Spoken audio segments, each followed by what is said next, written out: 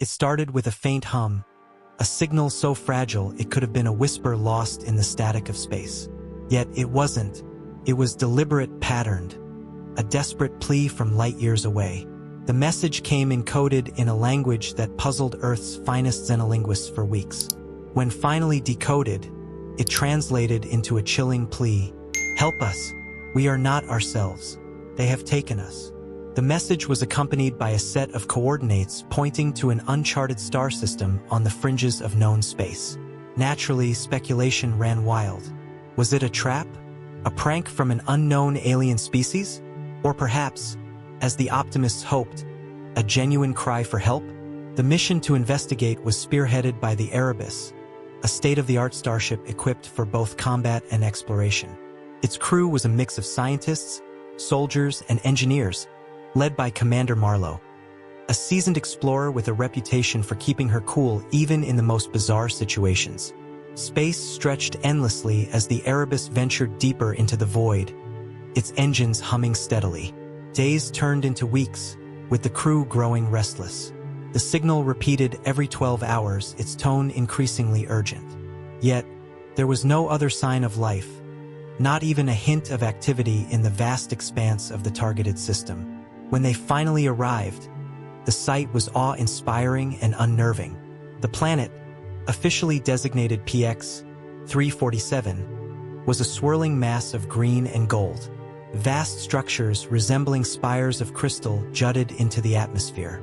These towers emitted a faint glow, pulsing in sync with the distress signal. As the Erebus entered orbit, scans revealed no life signs on the planet's surface. However, the absence of life did nothing to settle the crew's nerves. Something about the spires felt wrong. They seemed almost alive, like veins throbbing with some unseen energy. A team was assembled to descend. Commander Marlowe, Dr. Elena Kessler, a xenobiologist, Corporal Dax, a security specialist, and a handful of technicians. They touched down near one of the spires, their landing site a vast plain covered in an iridescent mist. The first sign of trouble came as they approached the base of the structure. Suspended in midair, dozens, no hundreds, of alien figures hung like grotesque marionettes. Their bodies, elongated and elegant, seemed designed for a different gravity. Their limbs twitched and jerked as if pulled by invisible strings. Dr. Kessler's voice trembled as she examined them. They're alive, but barely. Look at their eyes. Marlowe stepped closer and shuddered.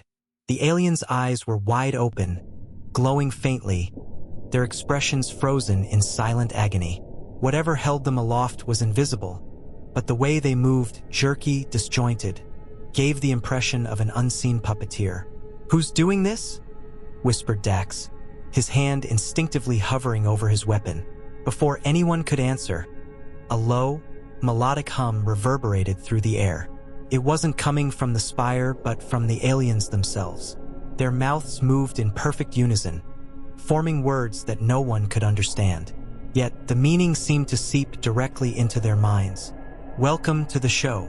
Panic set in as the team scrambled for answers.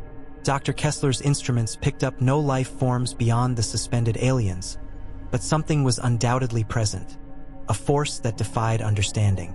Then it made itself known. The air shimmered, and a towering figure emerged from the mist. It wasn't solid, but an ever-shifting mass of light and shadow, a form that seemed to rewrite itself with every passing second. Its face was a swirl of glowing orbs, each one gazing at the team with an unnerving intelligence. "I am the director," it announced in a voice that echoed inside their skulls rather than their ears. "And you have arrived just in time for the next act." "What are you?" demanded Marlowe, her voice steady despite the primal fear coursing through her veins. "I am entertainment," the entity replied, its tone almost playful. "For eons, I have wandered the cosmos, seeking new performers for my stage. These," it gestured to the suspended aliens, "are my current stars. They dance, they sing, they play their parts to perfection. But every show must evolve. And now," it paused, the orbs that made up its face glowing brighter. "You are here." The team tried to retreat, but the shimmering mist thickened, surrounding them like a living thing. Their comms crackled with interference as the Erebus attempted to contact them. "It's playing with us?" Marlowe muttered, gripping her weapon tightly. Suddenly, Dax screamed. His body jerked unnaturally, his arms and legs moving against his will. His weapon was raised, pointing directly at Marlowe. "Dax, fight it!" she yelled, but his eyes glowed faintly, just like the aliens. "You're all part of the performance now," the director said, its voice brimming with glee. "The stage is set, and the audience awaits." Marlowe shot a warning glance at Kessler. "We need to get out of here, now." Kessler nodded, her hands trembling as she activated a signal beacon to guide them back to the shuttle.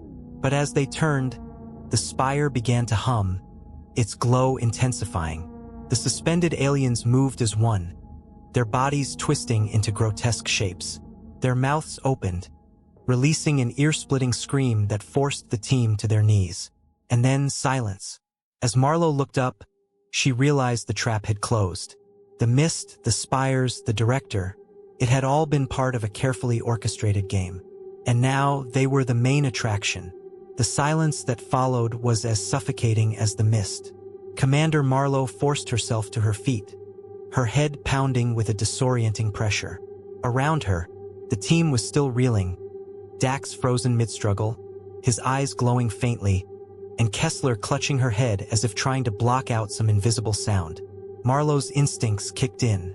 "We're still alive. That means we can fight." But as she scanned the area, it became painfully clear that their situation was far worse than she had anticipated. The spire's glow shifted, forming intricate patterns that danced across its crystalline surface. The ground beneath them pulsed with the same rhythm, almost like a heartbeat. Marlowe realized they were no longer just on the planet, they were inside something. The mist wasn't a natural phenomenon. It was part of the director's stage, its control extending far beyond what they could comprehend. The suspended aliens began to move again, their bodies contorting into impossible shapes. They formed a circle around the team, their glowing eyes fixed on them. And then, in unison, they spoke. Act 1, the struggle. The words reverberated through the air, and suddenly the ground shifted. What had been solid earth now felt like a gelatinous substance, pulling at their boots and throwing them off balance. "Move!" Marlowe shouted, grabbing Kessler's arm. "Get to the shuttle!" But the mist thickened, wrapping around them like tendrils. The beacon Kessler had activated blinked faintly, its light barely cutting through the dense fog. It was as if the planet itself was conspiring against them. Dax, still jerking unnaturally, turned toward them, his weapon trembling in his hands. His voice, distorted and layered with an otherworldly tone, cut through the tension. "Run, Commander. It's the only way you'll make it interesting." Marlowe's stomach twisted. Dax was no longer in control, but some part of him was still in there, fighting to warn them. She made a split-second decision, slamming the butt of her rifle into his temple. He crumpled to the ground, unconscious. "Help me get him up," Marlowe ordered, but Kessler hesitated. "What if he—" "Now, Doctor!" Marlowe snapped, her voice brooking no argument. Together, they hauled Dax onto their shoulders and began staggering toward the faint light of the beacon. Behind them, the alien figures moved closer, their glowing eyes the only visible features in the mist. As they neared the shuttle, the ground beneath them shifted again, this time splitting apart to reveal a chasm filled with writhing, shadowy forms. The mist seemed to pour into the abyss, forming shapes that resembled faces. Anguished, screaming faces. Kessler froze. "This isn't real," she whispered, her voice trembling. "It can't be real. It doesn't matter if it's real." Marlowe barked, dragging her forward. "Keep moving." But the director wasn't finished with them. The mist coalesced into a towering figure, blocking their path. It was humanoid in shape but utterly alien in its movements, its body shifting and flickering like a broken hologram. Its face was a void, a swirling vortex of light and shadow. "You disappoint me," it said, its voice oozing with mockery. "So predictable, so human. Then let us go." Marlowe said, leveling her rifle at the figure. "If we're boring you, we'll leave." The director chuckled, a sound that echoed endlessly in the mist. "Leave? Oh no, my dear commander. You're just getting started." It raised a hand, and the suspended aliens began to chant in a language that burned in their ears. The sound grew louder and louder until Marlowe felt like her skull might split open. Then, everything went black. When Marlowe awoke, she was alone. Or at least that's how it seemed. The mist was gone, replaced by an endless expanse of darkness. She couldn't see the ground beneath her feet, but she was standing, her body weightless yet solid. "Commander!" The voice wasn't the director's. It was Kessler's. Marlowe turned, and the doctor was there, her face pale and her eyes wide with terror. "Where are we?" Kessler asked, her voice barely above a whisper. Before Marlowe could answer, the darkness around them shifted, revealing a massive stage. They stood at its center, spotlights blazing down on them from an invisible source. Rows upon rows of shadowy figures sat in an enormous amphitheater, their forms indistinct yet undeniably sentient. "You are in my domain," the director's voice boomed, echoing through the space. "Welcome to the second act." The stage beneath them began to move, shifting and warping into a twisted recreation of the spire. The suspended aliens appeared once more, their bodies now animated with horrifying fluidity. They danced around Marlowe and Kessler, their movements both beautiful and grotesque. The director's form appeared in the center of the stage, its swirling face fixed on them. "Do you understand now?" it asked. "This is not a game. This is art. And you are my canvas." Marlowe clenched her fists, her mind racing. "Why us? Why them?" she demanded, gesturing to the aliens. "What do you gain from this?" The director's laughter filled the amphitheater, the shadowy audience joining in with a low, guttural hum. "Gain? Oh, my dear, it's not about gain. It's about the beauty of control, the poetry of manipulation. To watch you struggle, to watch you break, and then to rebuild you in my image. That is the masterpiece." As the director spoke, Marlowe's mind worked furiously. They couldn't fight this thing, not directly. But maybe, just maybe, they could outthink it. "Kessler," she whispered, keeping her eyes on the director. "Do you still have the beacon?" Kessler nodded, confusion flashing across her face. "Yes, but it's damaged. I don't know if it's transmitting." "It doesn't need to," Marlowe said. "It just needs power." The director tilted its head, its swirling face seeming to focus on them. "Oh, how I adore your defiance," it said. "But it will do you no good." Marlowe ignored it, turning to Kessler. "When I say go, activate the beacon and throw it at the spire." Kessler's eyes widened. "What? That could. Just do it," Marlowe hissed. The stage shifted again, the director raising its arms as the audience roared in approval. The spire began to pulse with light, the alien figures moving faster and faster around them. Marlowe took a deep breath. "This is it. Now!" she shouted. Kessler didn't hesitate this time. With shaking hands, she activated the damaged beacon. The device sparked violently, its faint light pulsating as if on the verge of failure. Marlowe watched as Kessler hurled it toward the spire. The beacon spun through the air, its flickering light a small defiance in the overwhelming darkness. The moment it struck the spire, there was a deafening sound, a deep, resonant hum that felt like the planet itself was groaning. The spire's glow faltered, and the ground trembled beneath their feet. The alien marionettes froze mid-motion, their glowing eyes flickering like dying stars. "No!" The director's voice roared, its swirling face contorting with fury. "What have you done?" Marlowe took a step forward, her heart pounding. "We're not your toys. You've spent too long watching, too long controlling. You forgot one thing: when you push living beings too far, we push back." The audience of shadowy figures in the amphitheater let out a collective gasp, their forms rippling like disturbed water. The director's towering form flickered, its shape unraveling at the edges. "You think you can defy me?" the director hissed. "This is my domain. I am the master of this stage. But Marlowe could see it. Tiny fractures spreading across the spire's surface, cracks in the director's control. The beacon's interference was working, destabilizing whatever system the alien overlord used to manipulate the environment. Kessler, stay close, Marlowe shouted, grabbing the doctor's arm. They had one chance to escape. The spire let out a high-pitched wail as its glow intensified, beams of light shooting out from the cracks. The suspended aliens began to drop one by one, their limp bodies hitting the ground with sickening thuds. The mist that had shrouded everything dissipated, revealing the true extent of the director's domain. The amphitheater stretched endlessly in all directions, its architecture an impossible blend of alien and human design. The shadowy audience members started to dissolve, their forms breaking apart like ash in the wind. Marlowe pulled Kessler toward the edge of the stage, where the faint outline of an exit shimmered into view. Behind them, the director's voice thundered, now tinged with desperation. You cannot leave. You belong to me. The ground beneath them buckled, and Marlowe nearly lost her footing. The spire was collapsing, its fragments floating upward into the void like shards of glass.